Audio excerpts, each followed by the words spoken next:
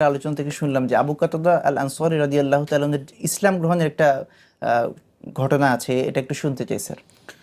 যে আবু কাতাদা আল আনসারী রাদিয়াল্লাহু তাআলা আনহু মূলত ইসলাম গ্রহণ করেন হচ্ছে আকাবার শপথের পরপরই।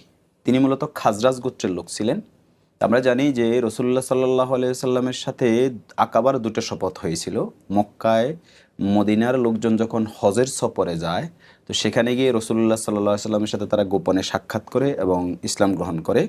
এরপরে তারা মোহাম্মদ সাল্লাহ সাল্লামকে দ্বিতীয় শপথে এই কমিটমেন্ট দিয়ে আসে যে তিনি যদি মক্কা থেকে মদিনায় হিজরত করেন তাহলে তারা তাকে নিরাপত্তা দিবে, সহযোগিতা করবে।